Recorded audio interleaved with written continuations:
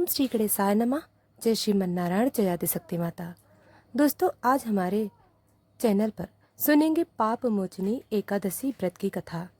तो दोस्तों, आइए श्रवण करते हैं पाप मोचनी एकादशी व्रत कथा। चैत्र मास का कृष्ण पक्ष प्रारंभ हो चुका था। शीतल मंद पवन बह रही थी।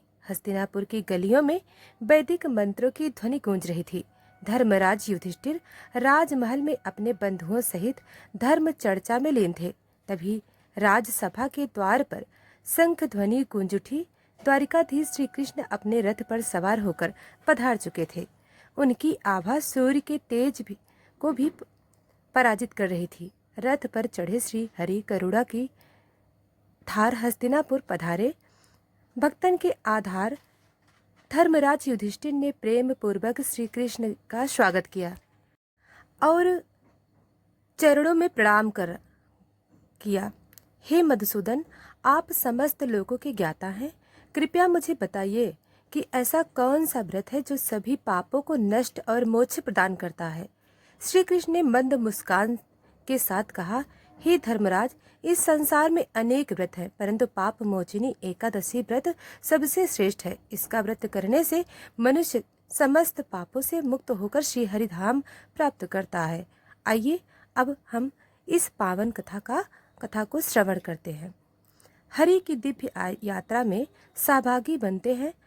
हरि कथा जो श्रवण करे पाए परम प्रकाश। एकादशी व्रत फल मिले मिटे जीवन त्रास। एक बार युधिष्ठिर महाराज ने भगवान श्री कृष्ण से पूछा, हे माधव, फाल्गुन शुक्ल पक्ष की आमल की एकादशी का महात्म मैंने सुना। अब चैत्र कृष्ण पक्ष की एकादशी का क्या नाम है, यह बताने की कृपा कीजिए। तब भगवान श्री कृष्ण बोले, हे राजन, सुनो, मैं इस विषय में एक पाप नाशक उपाख्यान का वर्णन करूंगा, जिसे चक्रवर्ती नरेश मानधाता के पूछने पर एक समय महर्षि लोमस ने कहा था। तुम भी इसे ध्यान पूर्वक सुनो। राजा मंधाता बोले, भगवान, मैं लोगों के हित की इच्छा से यह सुनना चाहता हूँ कि चैत्र मास के कृष्ण पक्ष में किस नाम की एकादशी होती है, उसकी क्या विधि है और उससे किस फल की प्राप्ति होती है। कृपया यह सब बातें मुझसे बताएं। तब लोमस ऋषि कहने लगे, हे राजन, पूर्व समय की बात है। अप्सराओं से सेवित चैत्र रथ नामक वन में जहाँ गंधर्व की कन्याएं अपने किंकरों के साथ बाजे बजाती हुई विहार करती हैं, मंजू घोषा नाम की एक अप्सरा मुनिवर मेधावी को मोहित करने के लिए गई। वे महर्षि उसी वन में रहकर ब्रह्मचर्य का पालन करते थे। मंजू घोषा उन मुनि के भय से आश्रम से एक कोस दूर ही रुकी हुई थी। सुंदर ढंग से बीड़ा बजाती हुई मधुर स्वर से गीत गाने लगी। मुनि श्रेष्ठ मेधावी घूमते हुए उधर ही जा निकले और उस सुंदरी अप्सरा को इस प्रकार गायन करते देखकर सेना सहित कामदेव से परास्त होकर बरबस मोह के वशीभूत हो गए। मुनि की ऐसी अवस्था देखकर मंजू घोषा उनके समीप आई और बीड़ा नीचे रखकर उनका आलिंगन करने लगी। मेधावी भी सब कुछ भूलकर उसके साथ रमण करने लगी। काम बस रमण करते हुए उन्हें रात और दिन का भी भान न रहा। इस प्रकार मुनिजनों चित्त सदाचार का लोप होने के कारण अप्सरा के साथ रमण करते करते उन्हें बहुत दिन बीत गए। मंजू घोषा अब देवलोक में जाने की तैयारी करते हुए जाते समय उसने मुनि श्रेष्ठ मेधावी से कहा, हे ब्राह्मण, अब मुझे अपने देश जाने की आज्ञा दीजिए। मेधावी बोले, देवी, जब तक सवेरे की संध्या न हो जाए तब तक तुम मेरे पास ही ठहर जाओ। अप्सरा कहने लगी, ब्राह्मण, अब तक न जाने कितनी संध्या चली गई। आप मुझ पर कृपा करके जरा बीते हुए समय का विचार तो कीजिए। तब लोमस आगे कहते हैं, राजन, अप्सरा की बात सुनकर मेधावी के नेत्र आश्चर्यचकित हो गए। उस समय उन्होंने जब बीते हुए समय का हिसाब लगाया तब उन्हें पता चला कि उस अप्सरा के साथ रहते रहते तो उन्हें 57 वर्ष बीत चुके हैं। उसे अपनी तपस्या का विनाश करने वाली जाकर मुनि को उस अप्सरा पर बड़ा क्रोध आया। फिर उन्होंने उसे श्राप देते हुए कहा, पापनी, तू पिशाच नहीं हो जा। मुनि के श्राप से दग्ध होकर वह विनय से नतमस्तक होकर हाथ जोड़कर बोली, हे विप्र, मेरे श्राप का उद्धार कीजिए। 7 वाक्य बोलने या 7 कदम तक साथ चलने मात्र से ही सत्पुरुषों के साथ मैत्री हो जाती है। हे ब्राह्मण, मैंने तो आपके साथ अनेक वर्षों बिताए हैं, इसलिए हे स्वामीन, मुझ पर दया आप कीजिए। तब मुनि बोले, भद्रे, मेरी बात सुनो, ये सांप से उद्धार करने वाली है। क्या करूं, तुमने मेरी बहुत बड़ी तपस्या नष्ट कर डाली है। चैत्र कृष्ण पक्ष में जो शुभ एकादशी आती है उसका नाम है पाप मोचनी। वह सभी पापों का नाश करने वाली होती है। सुंदरी, उसी का व्रत करने पर तुम्हारी यह पिशाच योनि दूर हो जाएगी। ऐसा कहकर मेधावी मुनि अपने पिता मुनिवर च्यवन के आश्रम पर गए और उनसे सारा वृतांत कह सुनाया। उन्हें आया देखकर च्यवन मुनि ने उनसे पूछा, बेटा, यह तुमने क्या किया? तुमने तो समस्त पुण्य का नाश कर डाला। मेधावी बोली, पिताजी, मैंने अप्सरा के साथ रमण करने का पातक किया है। अब कृपा करके कोई ऐसा प्रायश्चित बताइए जिससे पाप का नाश हो सके। तब च्यवन मुनि ने कहा, पुत्र, चैत्र कृष्ण पक्ष में जो पाप मोचनी एकादशी होती है उसका व्रत करने पर पाप राशि का विनाश हो जाएगा। पिता का यह कथन सुनकर मेधावी मुनि ने उस व्रत का अनुष्ठान किया, जिससे उनका समस्त पाप नष्ट हो गया और वे पुनः तपस्या से परिपूर्ण हो गई। इसी प्रकार मंजू घोषा ने भी उस उत्तम व्रत का पालन किया। पाप मोचनी का व्रत करने के कारण वह पिशाच योनि से मुक्त हो गई और दिव्य रूप धारणी श्रेष्ठ अप्सरा होकर स्वर्ग लोक को चली गई। तब लोमस ऋषि ने राजा मानधाता से कहा, राजन, जो श्रेष्ठ मनुष्य पाप मोचनी एकादशी का व्रत करते हैं उनका सारा पाप नष्ट हो जाता है। इसको पढ़ने और सुनने से सहस्त्र गोदान का फल मिलता है।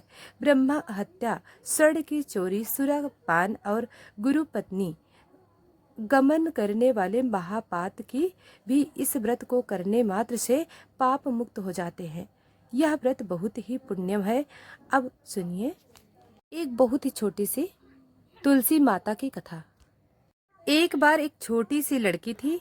जब वह थोड़ी बड़ी हुई तो उसे समझ आने लगी और तब से ही वह तुलसी माता की पूजा किया करने लगी।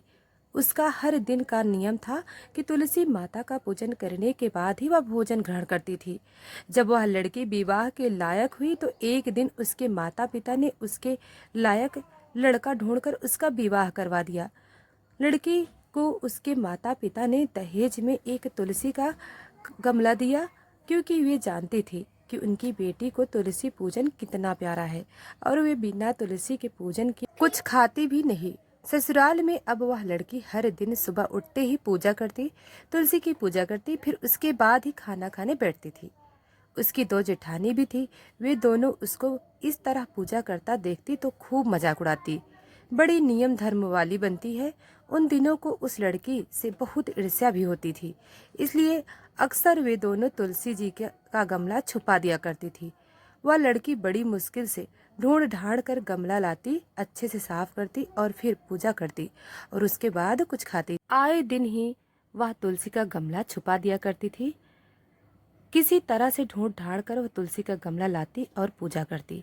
एक दिन तो उसकी जेठानी ने क्या किया, तुलसी का गमला दूर फेंक दिया। लड़की ने घर में आसपास उस गमले को खूब ढूंढा, लेकिन गमला वहाँ हो तो तब तो मिले, वह गमला मिला ही नहीं। ढूंढ ढाड़ कर वह लड़की बहुत परेशान हो गई। इतना दुखी हो गई कि जब उसने तुलसी जी की पूजा ही नहीं की तो उसने खाना भी नहीं खाया, क्योंकि उसका रोज का नियम था। जब नियम टूटा तो वह बहुत उदास हो गई। उस लड़की की सच्ची भक्ति देखकर इधर तुलसी माता उस पर बहुत प्रसन्न हो गई और उसकी कमरे में अचानक तुलसी माता का गमला प्रकट हो गया। अगले दिन सुबह जब वह लड़की सोकर उठी तो उसने क्या देखा कि उसकी चारपाई के चारों कोने पर तुलसी माता का गमला आ गया है। अब तो वह देखकर लड़की बहुत खुश हो गई और सोचने लगी कि अब तो मेरी तुलसी माता को कोई नहीं चुरा सकेगा, कोई तुलसी का गमला छुपा नहीं सकेगा। पूजा करने के लिए भी मुझे अब कहीं और नहीं जाना पड़ेगा। अब तो मेरी तुलसी माता को कोई फेंक भी नहीं सकेगा। यह सोचकर बहुत खुश हो गई। और जल्दी से उठकर उसने स्नान किया और तुलसी माता की पूजा कर ली। पूजा करने के बाद जब वह खाना खाने बैठी तो उसकी जेठानी उसका मजाक उड़ाने लगी, कहने लगी, लो देवरानी का नियम धर्म पूरा हो गया। दरअसल उन्होंने ऐसा इसलिए कहा क्योंकि उन्होंने तो जानबूझकर तुलसी का गमला बहुत दूर फेंक दिया था।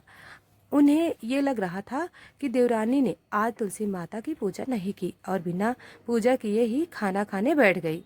तब दोनों जेठानी देवरानी को ताना देते हुए देख कहने लगी, हो गया तुम्हारा नियम धर्म, पूरा कर ली तुमने तुलसी की पूजा।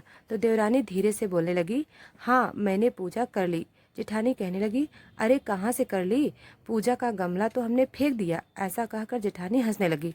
तो देवरानी कहने लगी, देख लो मेरे कमरे की खाट पर तुलसी जी लगी हुई हैं।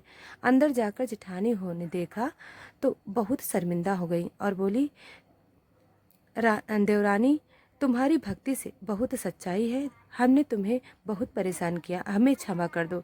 तब भोली भाली देवरानी ने अपनी जेठानियों को क्षमा कर दिया और तब से देवरानी और जेठानी मिलकर तुलसी जी की पूजा करने लगी और उसके घर में सुख समृद्धि का भंडार भर गए और उनके सभी दुख दूर हो गए। दोस्तों आपको यह कथा कैसी लगी हमें कमेंट कर ज़रूर बताएं। अभी तक वीडियो को लाइक सब्सक्राइब नहीं किया है तो अभी कर लें। धन्यवाद।